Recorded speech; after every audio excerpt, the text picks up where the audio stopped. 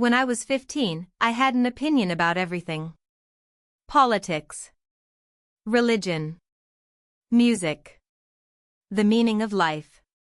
I argued with adults and won. I corrected teachers and felt proud. Then I met the quietest person I have ever known. Her name was Anaya, and she always sat by the window, watching the world outside as if it were more interesting than anything happening in class. She never raised her hand. Never debated. Never corrected anyone. Most students assumed she had nothing to say. They couldn't have been more wrong. One afternoon, the philosophy teacher asked the big question, "What is the meaning of life?" Students leapt at it. Happiness. Power. Legacy. Freedom. 20 voices crashed into each other like waves. Anaya said nothing. The teacher turned to her. "Anaya, what do you think?" Every head swiveled. She paused for what felt like a full minute. Then she said 7 words that dropped the room into silence. "I am still shaping the question." The class erupted in laughter. I laughed loudest of all. What kind of answer was that? But the teacher didn't laugh. He set down his chalk and said, "In 30 years of teaching, that is the first truly wise thing a student has said in this room." After class, I cornered Anaya by the stairwell.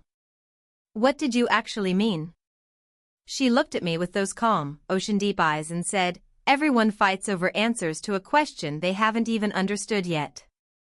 The wisest people I know spend their whole lives just learning what to ask." Something cracked inside me that day. I realized my endless opinions were walls, not windows.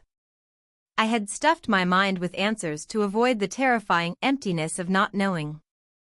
My certainty was just fear wearing a confident mask. I began listening twice as much as I spoke. I started sitting with questions instead of rushing past them. And something strange happened. The less certain I became, the more I actually understood. Because understanding grows in silence. Ignorance grows in noise. Anaya transferred schools the following year. But I found something she left behind in her desk. A small notebook filled with questions. Hundreds of them. Not a single answer anywhere. Just beautiful, haunting questions about life, time, love, and loss.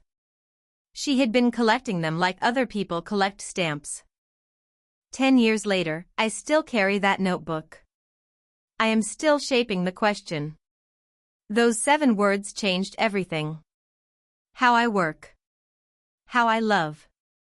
How I face problems. I no longer sprint toward answers.